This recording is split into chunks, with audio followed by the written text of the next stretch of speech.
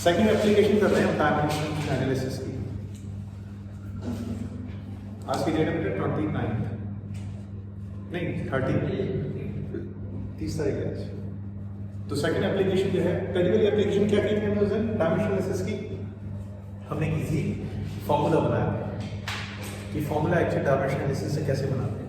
अब दूसरी एप्लीकेशन है कि conversion of one system of unit into another. तो लिख लेना सेकंड, ये दूसरी एप्लीकेशन डायमेंशन एनालिसिस की है, conversion of one system of unit into another.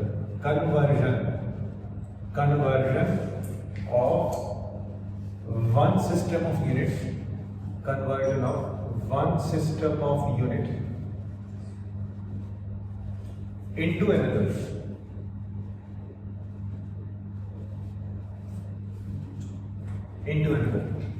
देखिए हम कैसे करेंगे, सुनते हैं हमें एक सिस्टम ऑफ यूनिट से दूसरी सिस्टम ऑफ यूनिट में एक्चुअली वैल्यूज देखनी है। एक क्वेश्चन देखो, ध्यान सुनो बात के लिए। मान लीजिए क्वेश्चन है वो है कि हमें कन्वर्ट करना है, convert value of capital G की वैल्यू बताई थी उस दिन क्या था। Convert value of capital G from SI to CGS। Convert value of capital G from SI to CGS कैसे कन्वर्ट करेंगे? देखो ये देखो बेटा, देखो मत, convert value of capital G from SI to CGS, मुझे लगता है इतना आता होगा तो तुम ध्यान से सुनो, तुम मत, ठीक है। Convert value of capital G from SI to CGS। SI to CGS में कन्वर्ट करने के लिए सबसे पहले चीज हमें ये पता होना चाहिए कि इसका डायमेंशन फॉर्मूला क्या है। किसी भी फिजिकल क्वांटिटी का डायमेंशन फॉर्मूले का मतलब क्या है? मैंने बताया था किसी भी फिजिकल क्वांटिटी के डायमेंशन फॉर्मूले का बेसिकली मतलब है कि उस फिजिकल क्वांटिटी को फंडामेंटल फिजिकल क्वांटिटी के सिंबल के टर्म्स में लिखना। और हम जानते हैं शायद आप दोनों भी कि कैपिटल जी का डायमेंशन फॉर्मूला था m-1 L3 D-2। m-1 L3 D-2 exactly इसका डायमेंशन फॉर्मूला है, ठीक है। Very good. सो अब हम शुरू करते हैं। सबसे पहली चीज, इन SI सिस्टम कैपिटल जी की वैल्यू क्या होती है? इन SI कैपिटल जी की वैल्यू होती है 6.67 इंटू 10 की पावर -11, ठीक है। 6.67 इंटू 10 की पावर -11। एक बात बताओ, इसका डायमेंशन फॉर्मूला क्या था इसका? मैं यहां लिख देता हूं साथ में, m-1 L3 D-2। ये डायमेंशन फॉर्मूला है। m मतलब क्या है? मास। L मतलब क्या है? लेंथ। D मतलब क्या है? टाइम। तो बेटा इसकी यूनिट पता क्या है? डायमेंशन फॉर्मूले से आ गई। इसकी यूनिट आ गई किलोग्राम इनवर्स, क्योंकि m मतलब किलोग्राम होता है, SI मतलब मास क्या होती है? किलोग्राम। सो किलोग्राम इनवर्स। लेंथ की जगह क्या लिखेंगे? मीटर क्यूब, और टाइम की जगह सेकंड की पावर -2। तो ये जो चीज आ गई वो आ गई कैपिटल जी की वैल्यू SI सिस्टम। SI में मास क्या है? किलोग्राम। SI में लेंथ क्या है? मीटर। SI में टाइम क्या है? सेकंड। क्या क्लियर? अब हमें इसे CGS में कन्वर्ट करना है। अब सुनना दरअसल एक फॉर्मूला है जिसके बेस पे हम एक्चुअली जो है इस कैपिटल जी को CGS में कन्वर्ट करेंगे। वो फॉर्मूला है हमारा N1U1 is equal to N2U। क्या क्लियर? ये फॉर्मूला में करेक्ट है शायद। N1U1 is equal to N2U। U1 U2 unit से, U1 मानो SI यूनिट है सारी, ये क्या है? CGS। N1 मतलब नंबर। SI यूनिट में कितना मैग्नीट्यूड है? इतना। सुना ना, मैं क्या कर रहा हूं? इस फॉर्मूले को लगा रहा हूं। 6.67 इंटू 10 की पावर -11 जो है वो है N1। U1 मतलब इसकी यूनिट। हम एक काम करेंगे, लेकिन सुनना, क्योंकि तुम्हारे लिए पहली बार है, उसके बाद हम ऐसे नहीं करेंगे जैसे मैं कर रहा हूं। ये पूरा एक ऐसा मान लो एक मैं क्वेश्चन सॉल्व कर रहा हूं नीट में। बहुत जल्दी हमें जो है, मतलब मैं ये कह सकता हूं कि सेकंड्स में क्वेश्चन सॉल्व कर रहे हैं सब। कैपिटल जी का डायमेंशन फॉर्मूला क्या था? m-1 L3 D-2। तो m-1 L3 D-2 हमने यहां पे लिख दिया। और ये कौन से सिस्टम में? SI system. अब यहाँ पे SI सिस्टम में लिखेंगे मास वगैरह क्या होता है, इज इक्वल टू क्या हो जाएगा? N2 into n2 इंटू ये हो जाएगा m minus 1 L3 t minus 2, ये 3 है राइट। ये किसमें हो गया CGS, क्या क्लियर है? एक बात और, मास SI सिस्टम में मास किसमें लेते हैं? किलोग्राम। SI सिस्टम में लेंथ किसमें लेते हैं? मीटर। SI सिस्टम में टाइम कितने में लेते हैं? सेकंड। CG सिस्टम में लेंथ क्या होती है? सेंटीमीटर। CG सिस्टम में मास क्या होता है? ग्राम। CG सिस्टम में टाइम क्या होता है? सेकंड। क्या क्लियर है? तो मैं इन सब के अंदर जो है यहां पे लिखूंगा किलोग्राम, यहां पे लिखूंगा मीटर, यहां लिखूंगा सेकंड, यहां लिखूंगा ग्राम, यहां लिखूंगा सेंटीमीटर, यहां पे सेकंड, क्योंकि वो किसमें? CGS में। ये किसमें हमारा? SI। क्लियर है? अब सुना हम इसको ऐसे लिख सकते हैं 6.67 इंटू 10 की पावर माइनस 11। मीटर की जगह क्या लिखेंगे हम? Kilogram minus 1। लेंथ ये क्या हो जाएगा? मीटर हो गया, मीटर की पावर ये इस तरीके से। क्या क्लियर है? इसीलिए इसी तरीके से हम ऐसे लिखते हैं n2। मास कितने होता है? CGS में, ग्राम में। लेंथ कितनी होती है? सेंटीमीटर में। और टाइम कितना होता है? सेकंड होता है। क्या क्लियर है? हम ही को काम करेंगे, सुना आंसर। 1 किलोग्राम में अब हमें इसको इसमें कन्वर्ट करना है। 1 किलोग्राम में कितने ग्राम होते हैं? 1000 ग्राम्स। 1 मीटर में कितने सेंटीमीटर होते हैं? 100 सेंटीमीटर। तो हम क्या करेंगे, इसको एज इट इज ऐसे लिख दिया, हम ऐसे लिख देंगे 1 किलोग्राम इज इक्वल टू 10 की पावर 3 ग्राम। ठीक है, 1 किलोग्राम में 10 की पावर 3 ग्राम भाई आना चाहिए, ये मैं नहीं कर रहा हूं। 1 मीटर इज इक्वल टू 10 की पावर 2 सेंटीमीटर। तो ये हो जाएगा 10 की पावर 2 सेंटीमीटर की पावर 3 सेकंड की पावर माइनस 2। ठीक है, ये क्या किया तुमने? ये SI को CGS में कन्वर्ट कर दिया यहां पर। इसी तरीके से हम यहां पे करेंगे n2 इंटू ग्राम इनवर्स हो जाएगा, उसके बाद में क्या हो जाएगा? सेंटीमीटर की पावर 3 होगी और ये हो गया सेकंड की पावर माइनस 2। ठीक है, सेकंड की पावर माइनस 2। हम क्या करेंगे? कैंसिल। इसको इससे कैंसिल कर दिया, सेंटीमीटर क्यूब को भी सेंटीमीटर क्यूब से कैंसिल कर देंगे और ग्राम इनवर्स को एक्जेक्टली इससे कैंसिल कर देंगे। जानते क्या आएगा? सुनना ना, ये आ जाएगा 6.67 भाई, पावर बाहर -1 थी, अंदर था ये 3, तो ये क्या हो जाएगा? 10 की पावर -3। ठीक है, ब्रैकेट में लीजिए, ब्रैकेट में। अब 10 की पावर 2 बाहर गया, ये इतना, ये हो जाएगा 10 की power 6 into 1 is equal to किसके बराबर है? n2, क्योंकि सारी चीजें कट गई। सो ये जो चीज आ गई हमारी, वो कितनी आ गई हमारी? ये आ गई 6.67, सॉरी 10 की पावर -11 मल्टीप्लाई करना चाहिए इंटू 10 की पावर -11 इंटू ये क्या है? 10 की पावर 3। क्या समझ? ये हमने क्या किया कि एक्चुअली जो है इसको CGS सिस्टम में कन्वर्ट कर दिया। यहां से 1 किलोग्राम में कितने ग्राम होते हैं? 1000 ग्राम्स को हम ऐसे ले सकते हैं 10 की power 3। 1 metre is equal to 100 centimetre, means 10 की पावर 2 सेंटीमीटर। सो अगर हम 3 को -1 से मल्टीप्लाई कर रहे हैं तो -3 आ रहा है। इसी तरह से ग्राम को इससे तो ग्राम इनवर्स आ जाएगा बेटे।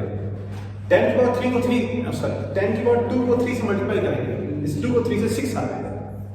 सेंटीमीटर की पावर 3 सेंटीमीटर और उसके बाद सेकंड की पावर -2।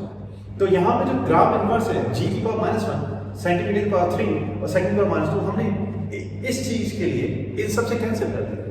सो यहाँ जो अंदर जो वैल्यू आ रही है वो पूरी वैल्यू आ रही है 10 की पावर -3, एक यहाँ से आ रही है 10 की पावर 6।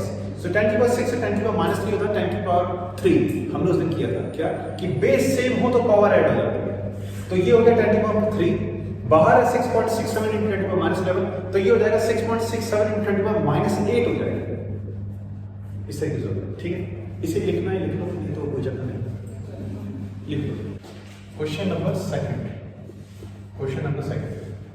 एक चीज है जिसे बोलते हैं प्लैंक्स कांस्टेंट। प्लैंक्स कांस्टेंट की वैल्यू होती है 6.626 इंटू 10 की पावर -34। मुझे बताओ प्लैंक्स कांस्टेंट का डायमेंशन फॉर्मूला क्या है? ml² t -1, तो ये हो जाएगा किलोग्राम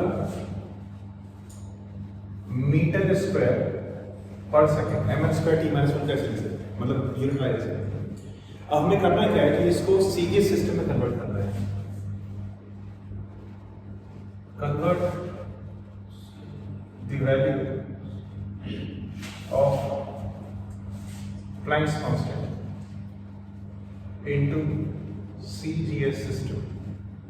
हमें इसे CGS सिस्टम में कन्वर्ट करना है। ठीक है, अब सुनो बस बताते हैं हम कैसे करेंगे। अब हम वैसा ही करेंगे जैसे कि एक्चुअली पहले कर रहे थे। एक साथ में काम कर रहे हैं, सुनना साथ एक ही उसमें, ठीक है। डफर वाला हिसाब मतलब ना अपना करो ना ही एग्जैक्टली मेरा करवाओ। 6.626 into 10 power minus 34 क्या फॉर्मूला था? n1 u1 is equal to n2 u2। So actually जो यहाँ पर जो है n1 u1, हम यहाँ पे जो है लेफ्ट साइड में एक्चुअली क्या कह रहे थे? SI system. SI सिस्टम को डायरेक्टली क्या करते हैं? सीजीएस में कन्वर्ट करते हैं। 1 किलोग्राम में कितने ग्राम होते हैं? 10 की पावर 3। कैसा था? और 1 मीटर 10 की पावर 2 सेंटीमीटर, तो ये जगह 10 की पावर 2 सेंटीमीटर का स्क्वायर सेकंड इनवर्स हो जाएगी, ठीक है। ये हो गई हमारी लेफ्ट साइड, क्लियर। इसी तरीके से जो हमारी राइट साइड आ जाएगी वो आ जाएगी क्या?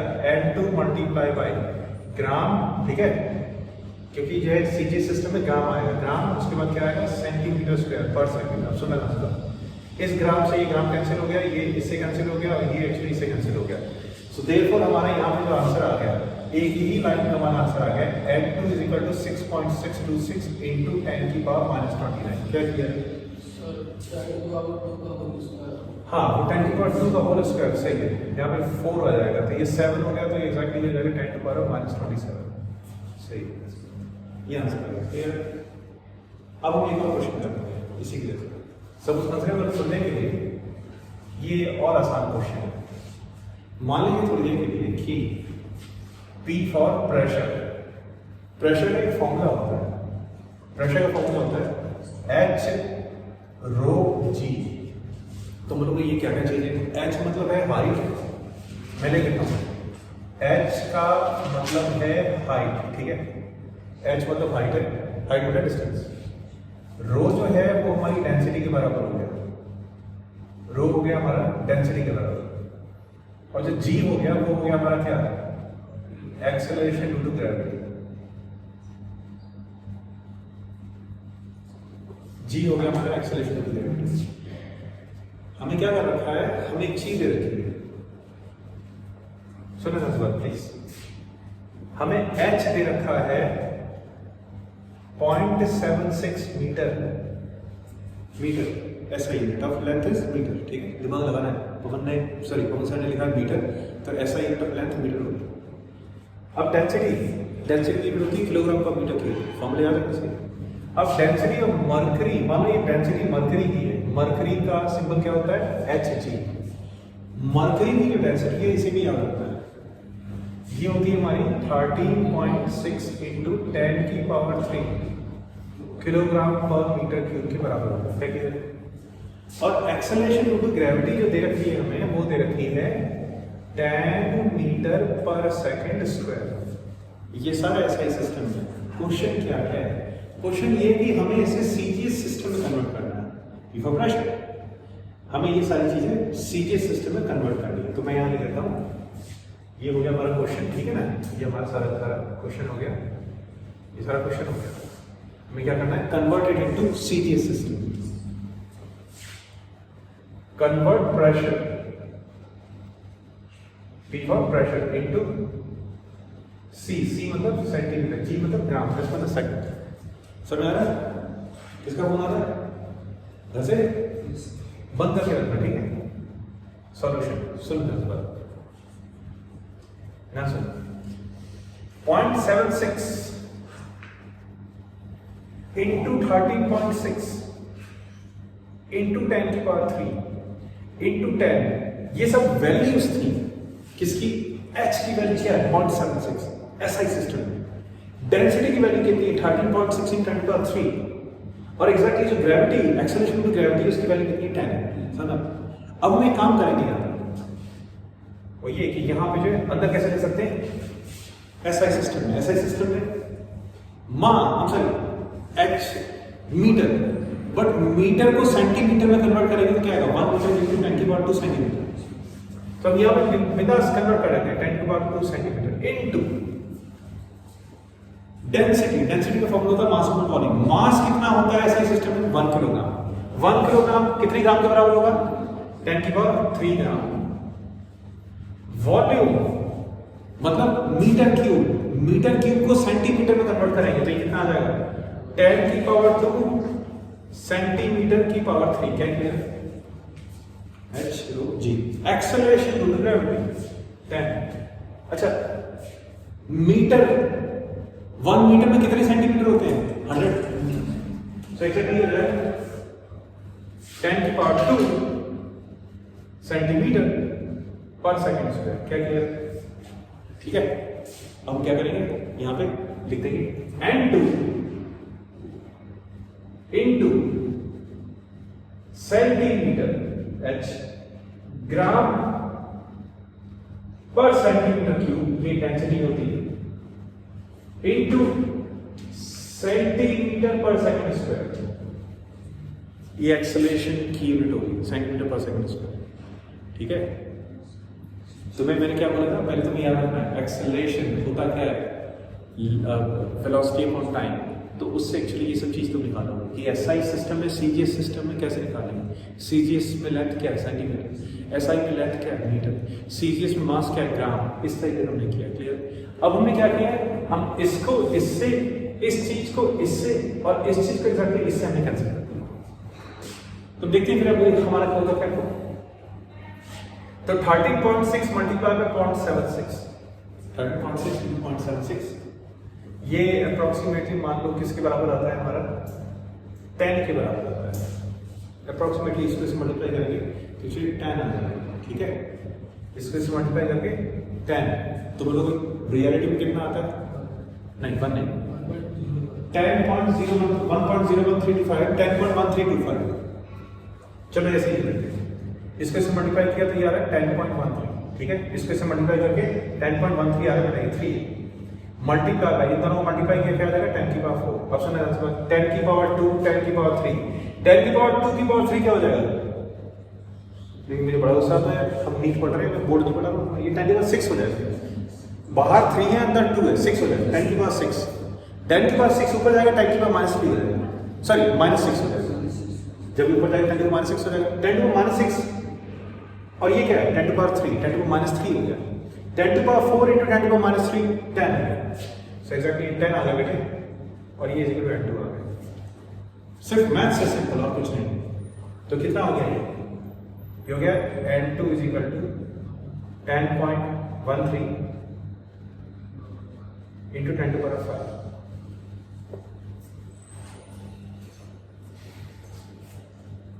सही, लिख लो, ये दूसरा एग्जाम्पल हो गया इसमें। और ये याद रखना, इस प्रेशर का फॉर्मूला होता है H/3। इस फॉर्मूले को याद रखना, ठीक है, वेरी वेरी वेरी इंपॉर्टेंट। ये भी कहीं कहीं काम आया।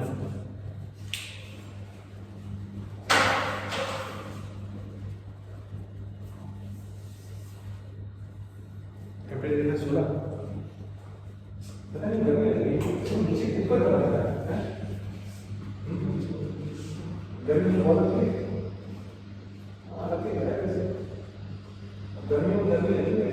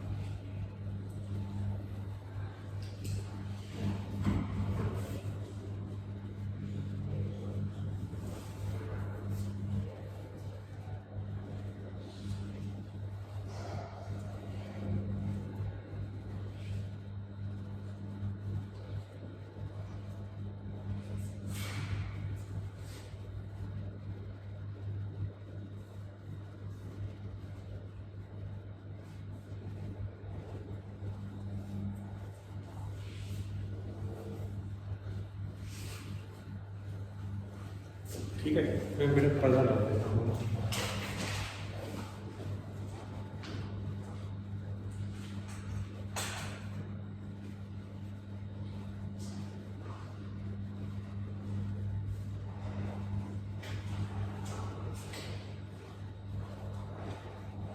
हो गया?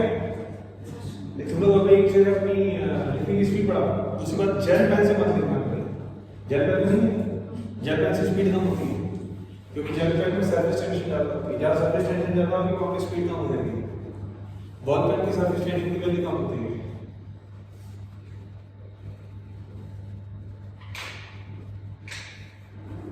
तुमने कितने क्वेश्चन कर लिए इस पे? 3 क्वेश्चन।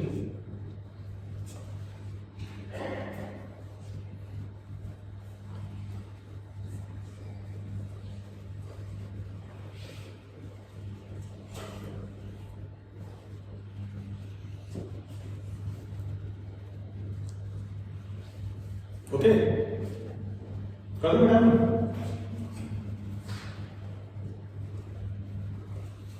ये लिख दिया, ये लिख दिया, ये लिखा नहीं, ये लिख रहे हो? सॉल्यूशन लिख रहे हो? तुम भी सॉल्यूशन लिख रहे हो? सॉल्व ओके ठीक है।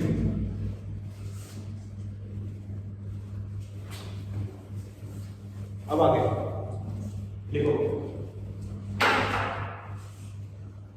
To check the correctness of the given equation. ये तीसरी चीज है डायमेंशन एनालिसिस का।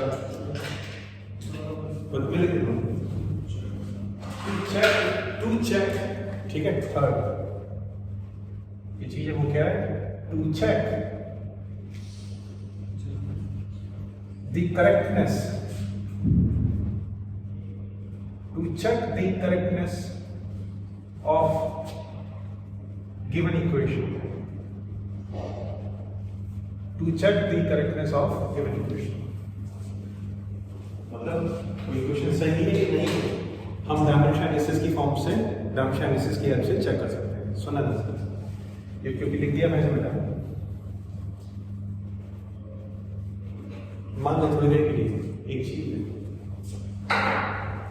एक क्वेश्चन है।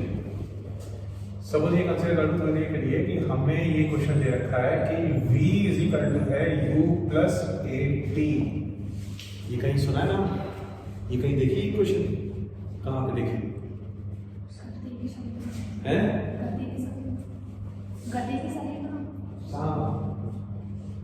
फर्स्ट इक्वेशन मोशन है।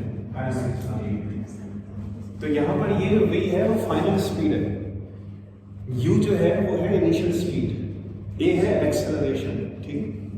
v final speed, u initial speed, a acceleration है। हमें चेक करना है क्या क्या ये इक्वेशन डायमेंशनली करेक्ट है। अगर कोई भी इक्वेशन डायमेंशनली करेक्ट है, अगर कोई भी इक्वेशन डायमेंशनली करेक्ट है, इसका मतलब ये है कि LHS is equal to RHS होगा।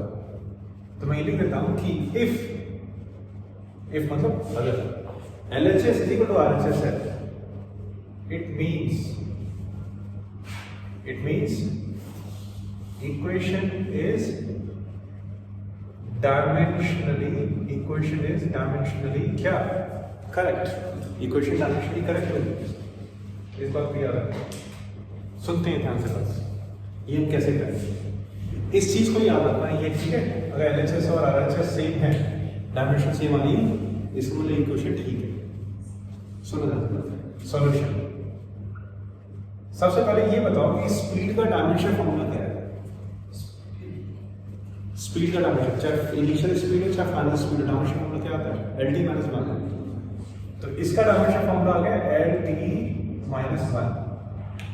और ये भी स्पीड है, ये कौन सी स्पीड है? Initial speed. इसका डायमेंशन फॉर्मूला भी यही होगा, LT - 1। एक्सेलरेशन का डायमेंशन फॉर्मूला क्या होता है? LT - 2। इसको T से मल्टीप्लाई, LT - 2 को T से मल्टीप्लाई करेंगे, LT - 1 हो गया। एक बात और याद रखना, वो ये कि अगर हम देखें इसे ये आ रहा है LT - 1 प्लस ऑफ क्या? LT - 1, ठीक है। LT - 1 प्लस LT - 1, और ये क्या है? LT - 1। ये दोनों सेम है। हम कभी ऐसे ही करेंगे LT - 1 plus LT - 1 2 LT - 1। Plus का मतलब है दोनों डायमेंशन सेम होंगे। अगर कहीं पे प्लस का साइन आ रहा है और कहीं पे एग्जैक्टली माइनस साइन का आ रहा है, और कहीं पे प्लस साइन आ रहा है या फिर कहीं पे माइनस साइन आ रहा है, इसका मतलब डायमेंशन दोनों के सेम है, ठीक है। याद रखना LT - 1 प्लस LT - 1 क्या होगा? LT - 1। तो इसका मतलब ये हो गया कि LT - 1 is equal to LT - 1 है। इसका मतलब क्या हो गया कि LHS RHS के बराबर है, ये डायमेंशन सही है, ये डायमेंशन करेक्ट है। तुमने क्या करना है? सबके डायमेंशन फॉर्मूले में फिर जो हमें करना है, हमें किसी भी इक्वेशन में डायमेंशन फॉर्मूले पता होने चाहिए। यहाँ पर कितनी चीजों के डायमेंशन फॉर्मूले हमें पता होने चाहिए थे? 3 चीजों के। स्पीड का क्या है? LT-1, एक्सेलरेशन का क्या है? LT-2, और तीसरी चीज टाइम वेलोसिटी क्या है? सो LT-2 को T से मल्टीप्लाई कर दिया, तुमने क्या देखा? ये दोनों के डायमेंशन सेम है। सेम है तो हम सिंपली ऐसे लिख सकते हैं, कैसे हमारा? एक बात और जो तुम बोल रही थी मुझे मेरा समीकरण किसका? गति का। अब यहाँ पर माइनस साइन भी आ सकता है, कहीं कहीं में माइनस साइन भी आता है ना। मान लो तुम देखिए प्लस की जगह हमने माइनस रख दिया, तो ऐसा नहीं है LT-1 माइनस LT-1 जीरो हो जाएगा, ये इतना ही रहेगा। समझ आ रहा है? चाहे प्लस करो चाहे माइनस करो, चाहे प्लस करो चाहे माइनस करो, एग्जैक्टली जो चीज है वो यही आएगी। दो चीजें के बीच में, सुनो ध्यान से लिखना मानो, दो चीजों के बीच में अगर प्लस का साइन है या फिर माइनस का साइन है, इसका मतलब वो डायमेंशनली सेम है। क्या क्लियर है? अब अभी लिखो मत, अभी व्हाइट बोर्ड पर काफी जगह है, सब एक और क्वेश्चन कर देते हैं इसके नीचे। सुनो ध्यान से, तो इस चीज को याद रखना है। तो क्रैश कोर्स के पास यही है कि मेन पॉइंट जो है वो याद रख सकते हो तुम। हमने क्या चीज देखी यहाँ पे? दो चीजें जिनका डायमेंशन फॉर्मूला सेम है, प्लस है माइनस साइन है। यहाँ पे लिख लेंगे ब्रैकेट में, यही लिख लेते हैं। अगर A plus B is equal to C है, इसका मतलब A और B सेम होंगे और C भी सेम होंगे। सुना ध्यान से, एक इक्वेशन है, एक क्वेश्चन है जो कि टफ है। उस क्वेश्चन में इक्वेशन ऐसे आती है, इक्वेशन है van der Waals gas equation. नाम सुना? No, van der Waals gas equation इस तरीके से। सो ये क्वेश्चन पहला हो गया, थर्ड पार्ट का ये हो गया, दूसरा क्वेश्चन सुनते रहना जो भी है। इक्वेशन बोली है कि P plus A upon V की power 2, P for pressure, V for volume, P plus A upon V की power 2 into V minus B is equal to RT। इस इक्वेशन को बोलते हैं हम लोग van der Waals gas equation. Van der Waals gas equation हमें क्या करना है कि हमें A और B का डायमेंशन फॉर्मूला निकालना है। सुना ना, हमें A और B का डायमेंशन फॉर्मूला निकालना है और हमें ये दे रखा है कि ये डायमेंशन करेक्ट है। एक बात सोचो, अभी यहां पे क्या देखा तुमने? अगर प्लस साइन आ रहा है इसका मतलब इसका डायमेंशन सेम है। इसी तरह से तुम ये बोल सकते हो सर प्लस साइन इन दोनों के बीच में आ रहा है और माइनस साइन इन दोनों के बीच में आ रहा है, इसका मतलब इसका डायमेंशन फॉर्मूला इसके डायमेंशन फॉर्मूले के बराबर होगा। क्या क्लियर? इसी तरह से इसका डायमेंशन फॉर्मूला इसके बराबर। और हमसे पूछा ही गया बेटे कि ये बताओ फाइंड A एंड B क्या होगा। ये मतलब A और B का डायमेंशन फॉर्मूला क्या होगा, निकालना। कैसे निकालना है? सुनना।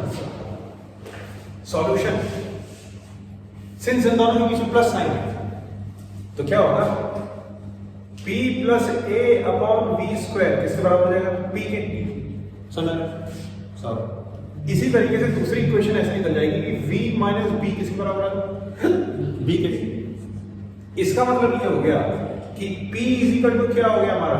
A अपॉन V स्क्वायर, जो कि इसके बराबर हो गया डायमेंशन। इसी तरीके से हम यहाँ पे लिख सकते हैं कि V इज इक्वल टू क्या हो गया? B। अब तुम जानते हो प्रेशर का डायमेंशन फॉर्मूला क्या है? अगर नहीं पता है तो गलत है। प्रेशर का डायमेंशन फॉर्मूला क्या है? ml minus 1 T minus 2। हम क्या करेंगे? अच्छा, वॉल्यूम का क्या है? L क्यूब, बट ये वॉल्यूम का स्क्वायर है, L6 हो जाएगा। L क्यूब भाग 2 है तो L6। सो हम इसको ऐसे लिख सकते हैं M1 L minus 1 T minus 2, ये किसका डायमेंशन फॉर्मूला है? प्रेशर। अब इसको इससे मल्टीप्लाई कर देते हैं, ये क्या हो गया? L की पावर 6 इज इक्वल टू क्या आ गया? A, ये 6 है ठीक है, B। तो A का डायमेंशन फॉर्मूला आ गया, कितना आ गया? ये आ गया M1 L5 T की पावर माइनस 2, ये डायमेंशन फॉर्मूला आ गया हमारे A का। वॉल्यूम जो है इसका डायमेंशन फॉर्मूला क्या है? L cube. तो B इक्वल क्या आ गया? L cube. क्या किया? दोनों का निकाल दिया, ये A का आ गया, ये भी आंसर है और साथ में एक्चुअली ये भी हमारा क्या है? आंसर है। समझ? अब कुछ और जगह बची है, हम यहाँ पे लिख लेते हैं, उसके बाद हम फाइनल निकालते हैं। ठीक है, ये क्वेश्चन खुद करके दिखाऊंगा। मान लो थोड़ी देर के लिए कि x is equal to, x क्या है? लेंथ इज इक्वल टू है AT plus BT square plus C upon D plus T। ठीक है, ऐसा है। आपको बताना है A क्या होगा, B क्या होगा सी क्या होगा और साथ में डी क्या होगा। ठीक है, कैसे करोगे? अच्छा अब ये लिख लो, उसके बाद ये सॉल्व कर लेना।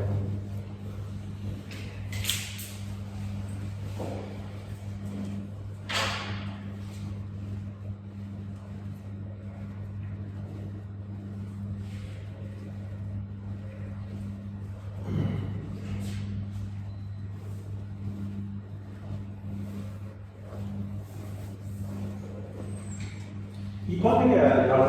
तुम हैं? हैं? तुम ही है?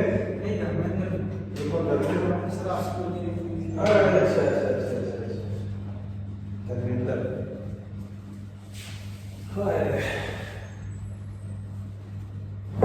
धर्मेंद्र क्रैश कोर्स कहाँ है? हैं? बायो अच्छी है ना, बाकी सारे सब्जेक्ट खराब है हमारे यहाँ। फिजिक्स भी खराब है, केमिस्ट्री भी खराब है, फिजिक्स ज़्यादा खराब है, केमिस्ट्री उसके बाद खराब है, बायो सबसे अच्छी है, इसलिए उसके बच्चे बार पढ़े आते हैं।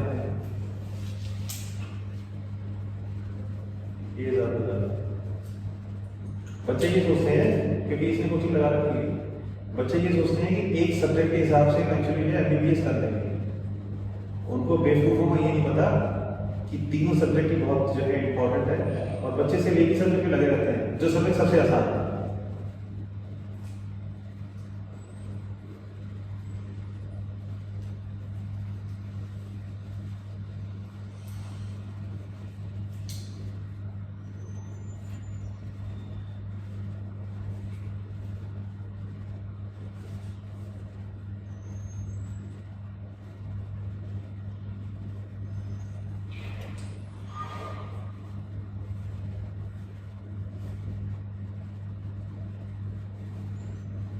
ये दूसरा फॉर्मूला है, ये दूसरा वाला क्वेश्चन है वो इंपॉर्टेंट है, इसके सामने 2 तारे लगा देना, मतलब तुझे याद रखना है। ये फिर दोबारा एग्जाम में आ सकता है कि IIT में आया क्वेश्चन है, PFD में भी शायद ये आ चुका है और इसके आने के चांसेस हैं। हाँ A by B निकालने के लिए आया था। अच्छा आया तो था, तो इसके आगे कई बार आ चुका है। IIT में आ रहा है, इनको याद रखना है।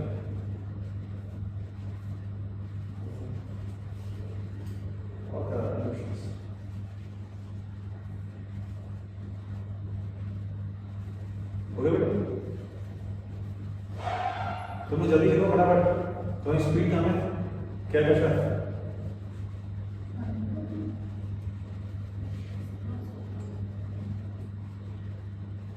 तुम भी ऐसे लिखा करो, मान लो 5-6 चीजें, अच्छा इसके बाद इसके बाद ये, इसके बाद इसके बाद इसके बाद ये सब कर लिया, तो दिमाग हो गया फिर से।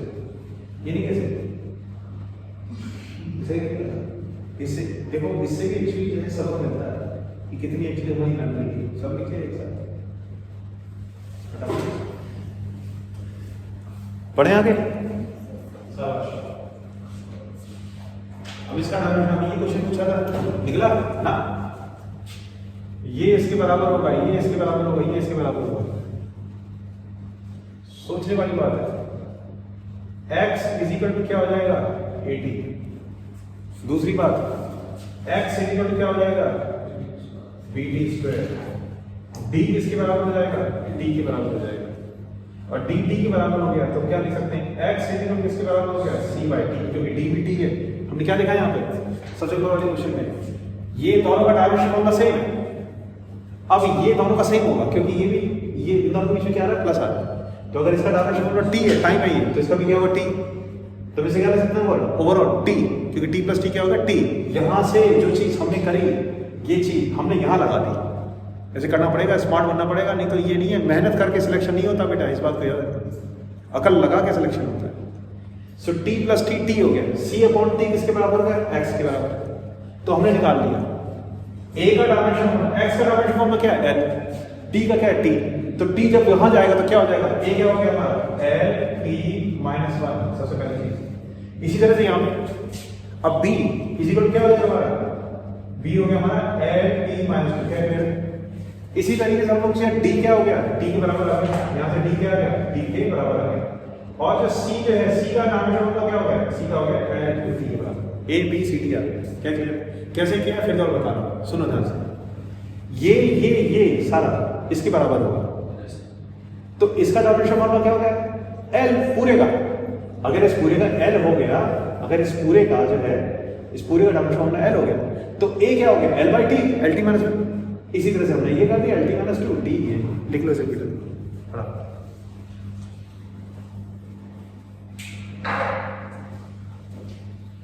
अब कराते हैं थोड़े मुश्किल क्वेश्चन और।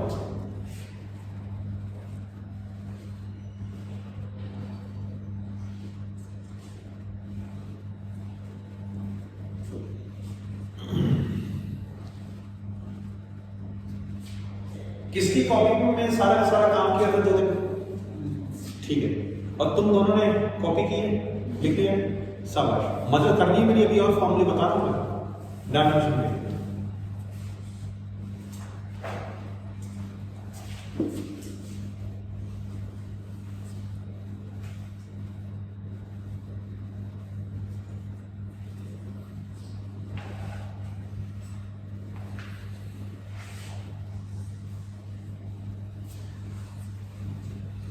देखो सुने ना, मुझे सबसे पहले ये बताओ कि रेसिस्टेंस का डायमेंशन फॉर्मूला क्या लिखा है मैंने, जल्दी बोलो। रेसिस्टेंस क्या था, अरे यार मुझे तो कॉपी देख के बोलो यार, कोई बात नहीं, ऐसे एक साथ याद नहीं।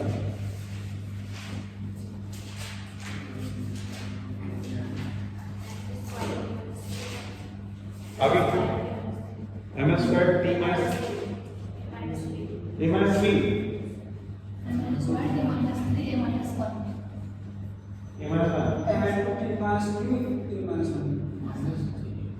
M S square T minus 3 A क्या होगा, माइनस 3 होगा, माइनस 2 होगा, माइनस, अरे यार 1 नहीं होगा 2 होगा, 2 लिखा है ना, क्या कर रहे हो तुम लोग यार, माइनस 3 क्यों लिख रहे हो। देखो R is equal to formula क्या है, V बाय I। पोटेंशियल का फॉर्मूला क्या था, ml square t minus 3 a minus 1 work upon charge. और इसका ये क्या करंट है, तो ये क्या आ गया, ml square t minus 3 a minus 2। Clear है, याद करो सही से, गलती मत करना बेटे। R का ये हो गया, ये बताओ C का क्या होगा, C का डायमेंशन क्या लिखा है, तो पहले बोलोगे m1, ये गलती नहीं करो। हाँ जी जोर से बोलो, m माइनस 1, अरे m minus 1,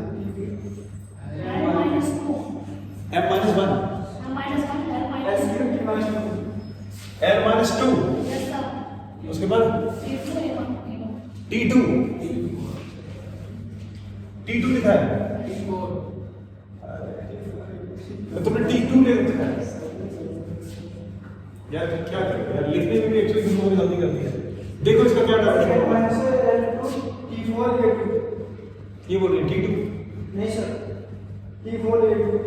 C is equal to होता है Q अपॉन V, Q का फॉर्मूला होता है AT। ये क्या हो गया हमारा potential, ml square t minus 3 a minus 1। ठीक है, जब ये ऊपर जाएगा तो हम ऐसे तो लिखेंगे, ये हो जाएगा m minus 1 l minus 2 t4 a2। अब इसे बोलने में क्या प्रॉब्लम है, अगर m minus 1 l minus 2 t4 a2 बोलना है, ठीक है, समझ रहा है। एक और बात, अगर मैं इसको इससे मल्टीप्लाई कर देता हूं, क्वेश्चन वैसे भी आते हैं, क्वेश्चन आर सी का डायमेंशन मान लो सुनिए, आर सी मतलब आर को सी से मल्टीप्लाई कर दिया, आर सी किसके बराबर होगा, 4 ऑप्शन दे रखे हैं। पहला ऑप्शन है बोनामेट्रिक जिसको आता है, दूसरा हो गया एक्चुअली लेंथ, तीसरा हो गया मान लो थोड़ी देर के लिए मास, और चौथा जो ऑप्शन हो गया वो हो गया NOT मतलब नन ऑफ दीज। तो अगर हम R को C से मल्टीप्लाई करते हैं, इन दोनों को एक्चुअली मल्टीप्लाई करते हैं एक दूसरे से, तो क्या होगा, इन चार में से किसके बराबर होगा, टाइम के बराबर। इस बात को याद रखना। R into C is equal to time. इसको इससे मल्टीप्लाई कर रहे हैं, इसको इससे मल्टीप्लाई कर दिया, इसको जब इससे मल्टीप्लाई करेंगे क्या आ जाएगा? अरे यार, इसको इससे मल्टीप्लाई करेंगे तो 1 ही तो आएगा, इसको इससे मल्टीप्लाई करेंगे 1 आएगा, इसको इससे मल्टीप्लाई करेंगे 1 आएगा, इसको इससे मल्टीप्लाई करेंगे t आएगा। तो आर सी किसके बराबर होगा? t के बराबर होगा। एक बात और, नेक्स्ट क्वेश्चन, ऐसा मानो थोड़ी देर के लिए कि हमसे ये पूछ रखा है, ध्यान से मेरी बात करिए, एक फॉर्मूला है कैपेसिटर में आता है, मान लो I मतलब क्या है? करंट। क्या बोला I मतलब? Current. Current is equal to I naught. I naught का मतलब होता है मैक्सिमम करंट। आई नॉट मतलब मैक्सिमम करंट। क्या clear? I is equal to I naught into E की power minus T by R C. अब हमसे ये पूछा जाएगा क्वेश्चन में कि क्या ये चीज डायमेंशनलेस होगी या अपॉन है? अपॉन। यस, ये डायमेंशनलेस इसलिए होगी क्योंकि ये मैथमेटिकल कांस्टेंट है। ये जो है ये मैथमेटिकल कांस्टेंट है। जैसे पाई की वैल्यू कितनी होती है? पाई की वैल्यू कितनी होती है? हैं? जोर से बोलते हैं 3.14। इसी तरह से ई की वैल्यू है, ई की वैल्यू क्या है? 2.718। ये ई की वैल्यू, इसकी वैल्यू क्या है? कितनी? ठीक। जो भी मैथमेटिकल कांस्टेंट है उसकी पावर हमेशा क्या होगी? डायमेंशनलेस, इसकी कुछ वैल्यू नहीं है।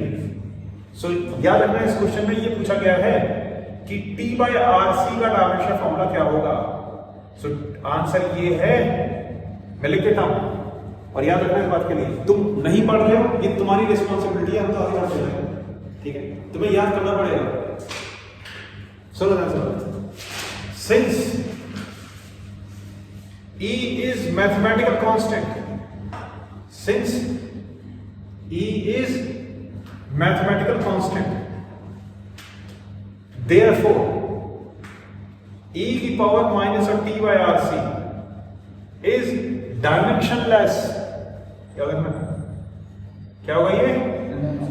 हाँ, डायमेंशनलेस होगा। डायमेंशनलेस मतलब ये होगा M0 L0 T0, ठीक है?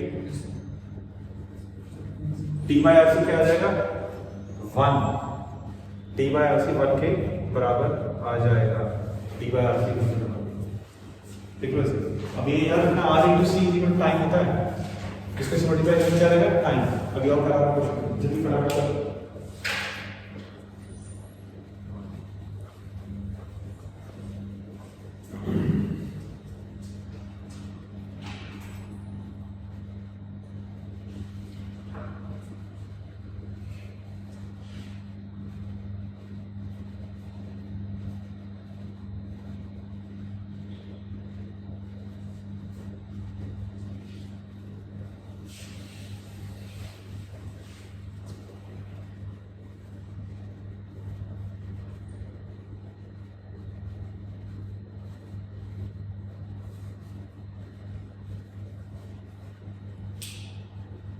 ओके, बढ़िया। आपको चीज समझना है पूछ लो। अब जिसने कर लिया वो एक्चुअली ये चीज जो है जस्ट देखो, इंडक्टेंस का डायमेंशन फॉर्मूला क्या है? L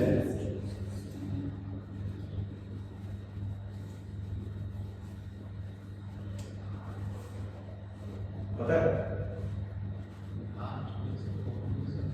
अरे यार बोलना चाहिए।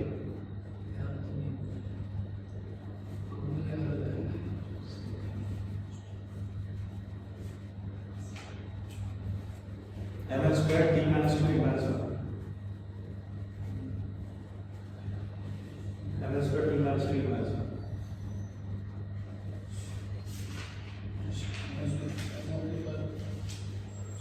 करंट प्लस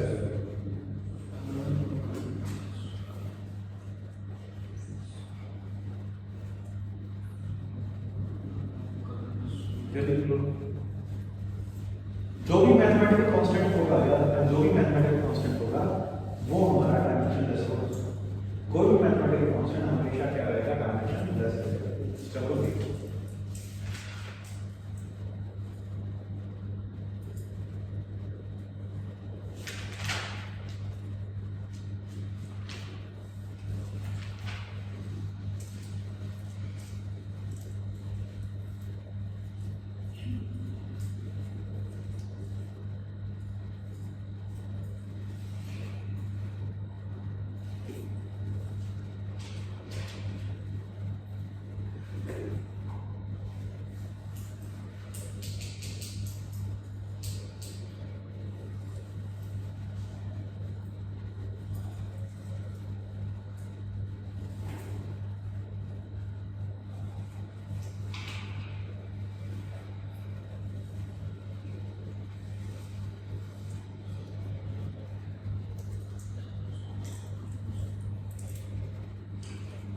हो गया?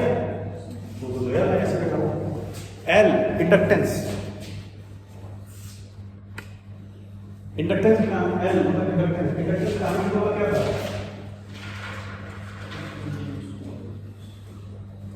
बेटा सुना तो पता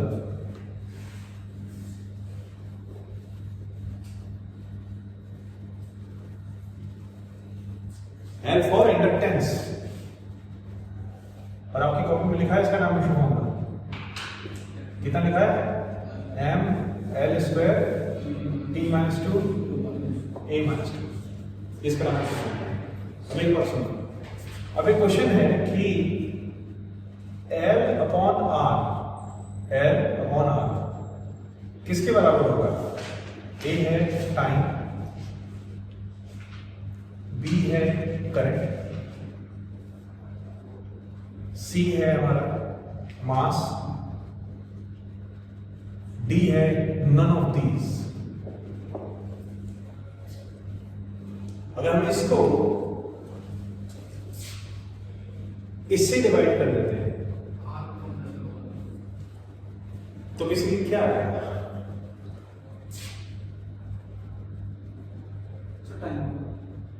टाइम इनवर्स आएगा, तो इसका आंसर क्या आएगा? None of these. लेकिन बच्चे एक्चुअली क्या सोचेंगे? एल बाई आर क्या आ रहा है? टी, नहीं, आर बाई एल टी आ रहा है। इस बात क्या है? देखो हम कर रहे हैं इसे सॉल्व। अच्छा सोचा तुमने, फिर भी गलत सोचा, लेकिन एक्चुअली जो है एटलीस्ट तुम वहां तक पहुंचे। ऐसी होगी पढ़ाई, ऐसे नहीं नहीं नहीं नहीं मुझे लगा बड़ा मुश्किल है, हो गया काम। एल की जगह क्या लिख दिया मैंने? एल का डायमेंशन होगा क्या है? ये है, समझ? हम कैसे लिखेंगे? M L square T minus two A minus two, resistance का डायमेंशन होगा ये लिखा हुआ, ठीक है?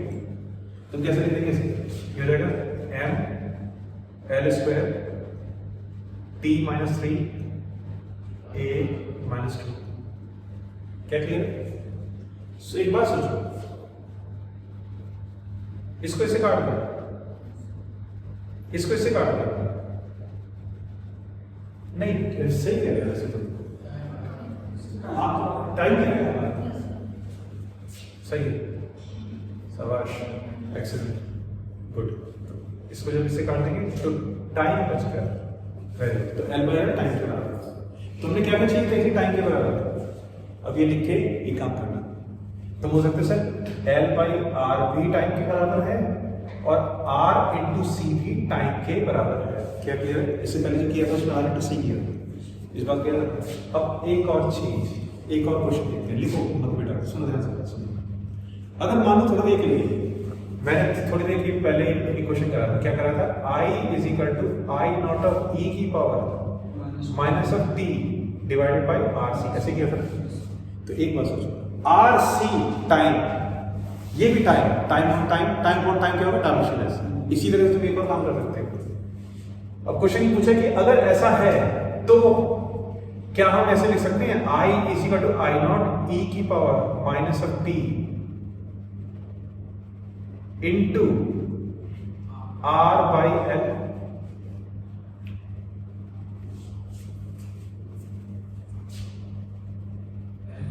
L by into l by r. क्या ये क्वेश्चन ठीक है? Answer is yes. ऐसा क्वेश्चन पूछा जाएगा। देखो ध्यान से सोचो, आर सी किसके बराबर है? टाइम के। और हमने क्या बोला था? इसकी जो पावर होगी वो क्या होगी? हमेशा डायमेंशनलेस होगी, ये बताया। तो लॉजिक की बात है, ये भी टाइम है, ऊपर वाला भी टाइम है, नीचे वाला भी टाइम है, तो क्या हो गया? Time time cancel. इसी तरीके से यहां पर ये क्या है? ऊपर टाइम, नीचे भी टाइम, एल बाई आर लिखेंगे तभी तो अच्छी डायमेंशनलेस होगा। तो इसका मतलब ये है कि हम इस इक्वेशन को ऐसे भी ले सकते हैं। यस, हमसे पूछा गया था क्या हम ऐसी इक्वेशन को ऐसे लिख सकते हैं? आंसर इज हाँ, लिख सकते हैं। क्यों? क्योंकि एल बाई आर किसके बराबर आ रहा है? R C. तो आर सी की जगह हम क्या लिख सकते हैं? एल बाई आर लिख सकते हैं, लिख लो। अब आपकी सही काम तुमने एक क्वेश्चन को सॉल्व किया। डोंट लिखते हैं, चेक कर सकते हैं।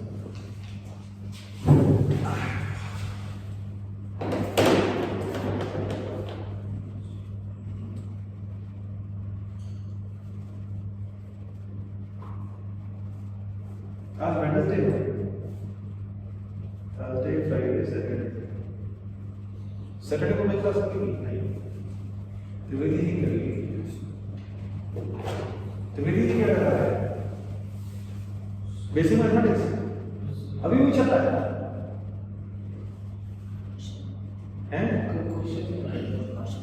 इंटीग्रेशन वगैरह डिफरेंशिएशन तुम लोग आ रही है डिफरेंशिएशन तुम तीनों 1 2 3 डिफरेंशिएशन का फॉर्मूला पता तुम्हें? क्यों कोई फॉर्मूला पता डिफरेंशिएशन का? चलो पता है यार मुझे लगता है त्रिवेदी का 5 दिन तो हो गई ये ज्यादा हो गया डिफरेंशिएशन आनी चाहिए। अगर डिफरेंशिएशन आ गई तो फिर फिजिक्स में कोई प्रॉब्लम नहीं होगी।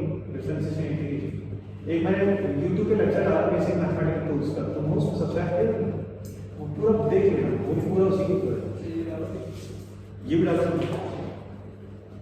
ये भी डाला तुम लोग भी सब्सक्राइब कर लेना। तो इसके बाद क्या स्टार्ट करा हम लोग वेक्टर्स वो बोले थे अरे वो कब तक खत्म कराएंगे ये बात है। बिल्कुल सही बात है बच्चों को बात स्टार्ट कर दो क्यों यहाँ पे वेक्टर चिन्ह आते हैं एक दो बच्चे को इसको बच्चों ने काम पर कुछ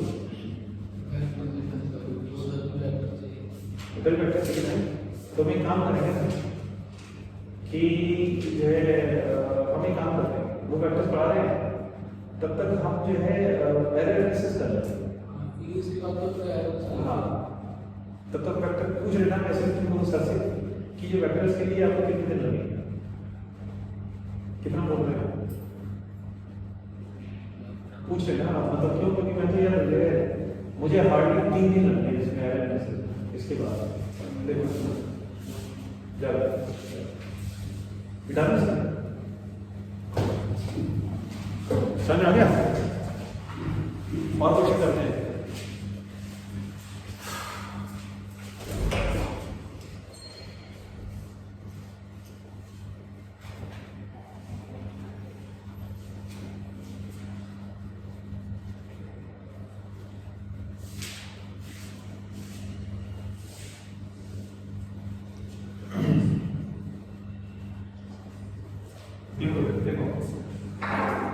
if question is if H C and G if H C and G are fundamental physical quantities if H C and G are fundamental physical quantities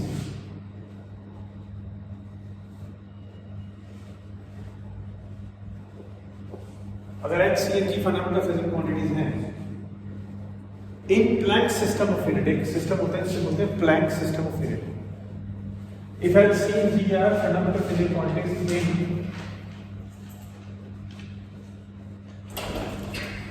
Planck system of unit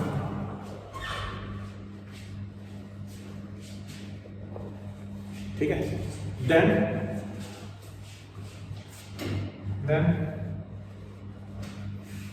find इनका dimension निकालना है length का मास का और time अब ये सब हो गया क्वेश्चन और ये क्वेश्चन बहुत जल्दी पूछा गया मैं क्लास में बहुत लिखा है H का डायमेंशन हम क्या होगा ये बताओ H मतलब प्लैंक्स कांस्टेंट इसका डायमेंशन हम क्या है ml square t minus 1 ml square t minus 1 c मतलब स्पीड ऑफ लाइट इसका डायमेंशन होगा क्या है lt minus 1 एक और चीज है कैपिटल G क्या है यूनिवर्सल ग्रेविटेशन कांस्टेंट उसका डायमेंशन होगा क्या है m minus 1 L Q T minus 2, ये इसका डायमेंशन क्या क्लियर? तो हमें ये बताना है लेस मास और टाइम के रेजर क्या बनाना है, इसे लिख लो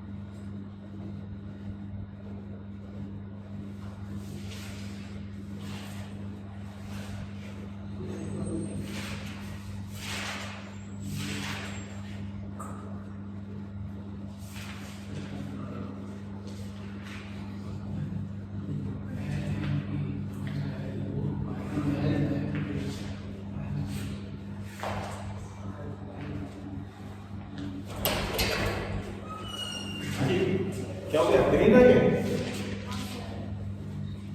हाँ जी, क्या है इसका, आया किसी का? लेंथ मास टाइम, ये बड़ी मुश्किल चीज है, इसका डायमेंशन कौन कहीं का सुनते हैं? अरे वाह, पता नहीं आज थकान भी हो रही। सॉल्यूशन ध्यान से देखना।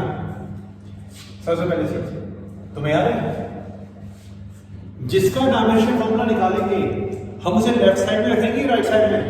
याद करो, हमने time period of a simple pendulum निकाला था, t = √5/j। तो t को लेफ्ट में रखा था कि राइट साइड में रखा था? एक फॉर्मूला लिखा ना, दो कुछ क्वेश्चन का आया था कल पीछे क्लास में, तो लेफ्ट साइड था कि t की राइट साइड में? लेफ्ट में रखा था। हमें लेंथ का डायमेंशन फॉर्मूला निकालना है।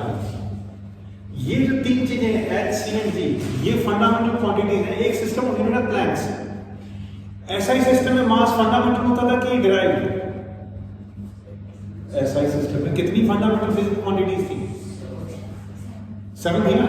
तो मास क्या है, फंडामेंटल की डिराइव्ड? ऐसा ही सिस्टम है, ऐसे सिस्टम में मास कौन सी फिजिकल क्वांटिटी है, फंडामेंटल की डिराइव्ड? अरे यार 7 फंडामेंटल फिजिकल क्वांटिटी ऐसे सिस्टम है यार, तुम लोग यार ये काम कर रहे हो। कौन कौन सी थी?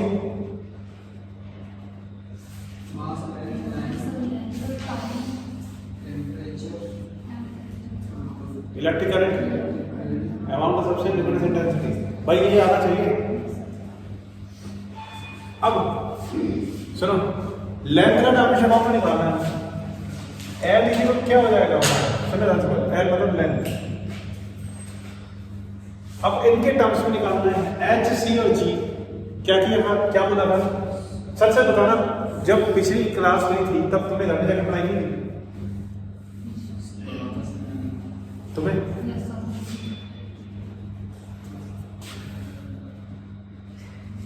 H की पावर A,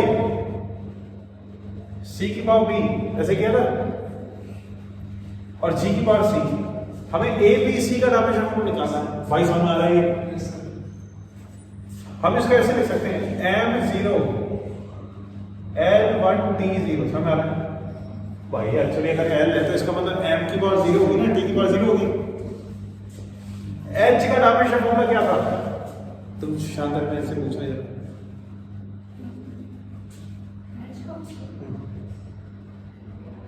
ये देखो कितनी टाइम एक्चुअली जो बोला जाएगा। H का डायमेंशन फॉर्मूला क्या था? एक थोड़ी देर पहले करा था मतलब सबसे पहले ये तो किया था लिखा था mn square t minus 1 h का डायमेंशन फॉर्मूला हो गया mn square t minus 1 m l square t minus 1 h का हो गया c का डायमेंशन फॉर्मूला क्या है l t माइनस 1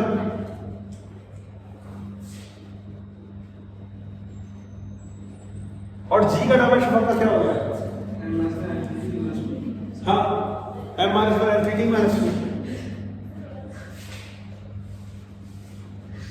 इसकी पावर बाहर क्या आ गई सी आ गई भाई क्या समझ आ रहा है नहीं आ रहा बहुत मुश्किल है दिमाग से शाबाश अब चले ध्यान से बात भाई कितनी जगह m आ रहा है यहाँ पे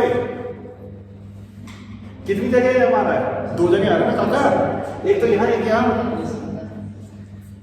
तो m की पावर क्या हो जाएगा a माइनस सी ये समझ आया और माइनस है ना वहां पे सी माइनस है वो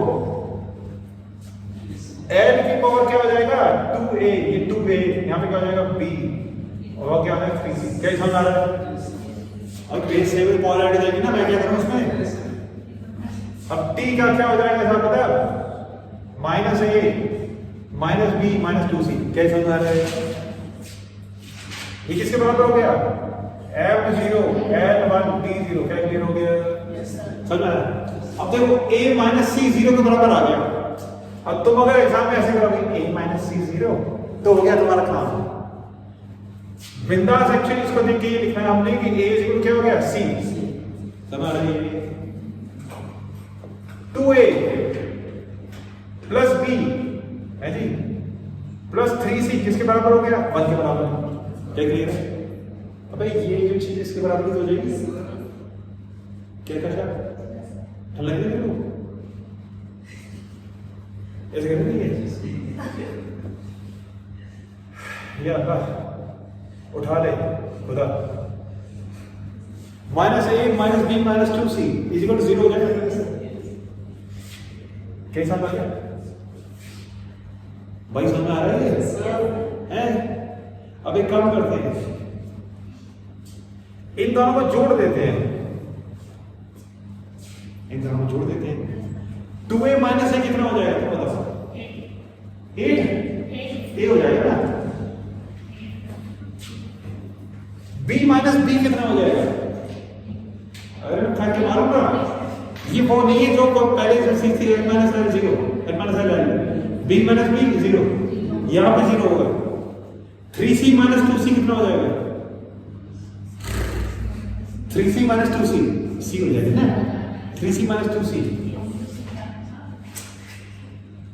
तो a प्लस c किसके बराबर हो गया 1 के बराबर अब a c के बराबर है अगर a c के बराबर है तो यहां पे a क्या डालूंगा मैं c प्लस c कितना c थैंक यू ये आता तुम्हें तो 2c इक्वल टू 1 हो गया तो c इक्वल टू क्या हो गया 1/2 तो a भी तो 1/2 के बराबर हो गया मेरी पता नहीं क्या तभी बड़ी खराब हो गई अब मैं b कैसे निकालूंगा यहां पे डाल के क्योंकि a भी पता है मुझे c भी पता है मुझे क्लास पढ़ा के थक गया मैं a भी पता है मुझे c पता है मुझे फिर मैं कर दूंगा यहाँ पे काम a कितना है 1/2 c कितना है अरे 1/2 तो है ना यहाँ पे लिखा हुआ है देख के बोल सकते हैं यार minus 1/2 minus b plus 2 into 1/2 इसी को बताओ b कितना आ रहा है बोलो ये तो मुश्किल चीज है सर ये कैसे हो जाएगी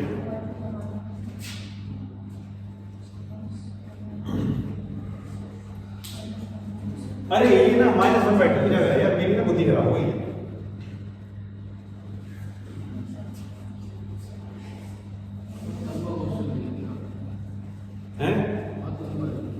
क्वेश्चन लंबे ही होते हैं ये तीनों लंबे हैं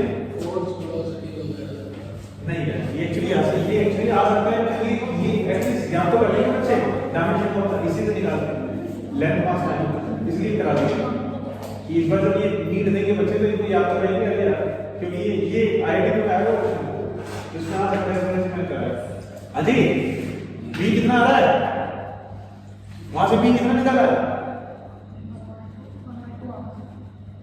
अरे बी बी बेटे वहां से बी कितना निकलेगा बच्चे?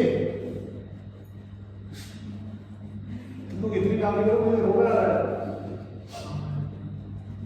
हम लोग क्या होगा? चलिए जैसे कि आपका बनना आ जाए क्यों वन नहीं आएगा फिर? वन ही तो आ रहा है। हाँ ये सकते अरे बी कितना आया? बी का बनना आ रहा है बी 3/2 आ रहा है पास में। माइनस माइनस 3/2 माइनस 3/2 नहीं माइनस 3/2 सही बेटा एक बात सुनो चलो ना आउच ये दिख रहा है ये -2 को 1/2 से मल्टीप्लाई करते हैं -1 आ गया -1 -1/2 कितना होगा -3/2 उधर जाएगा 3/2 -b 3/2 तो b -3/2 आ गया ये आ गया इसलिए -3/2 अब देखो यहाँ पे क्या सम करूंगा मैं अब देखना L = h की पावर 1/2 c की पावर सॉरी g की पावर 1/2 और c की पावर क्या आ रहा है -3/2 तो बोलो कि कैसे ये फॉर्मूला है अरे समझ नहीं है कोई चक्कर नहीं टेंशन नहीं ले बना रहा हूँ मैं हूँ ना तो ये आ गया under root of g h upon c की पावर 3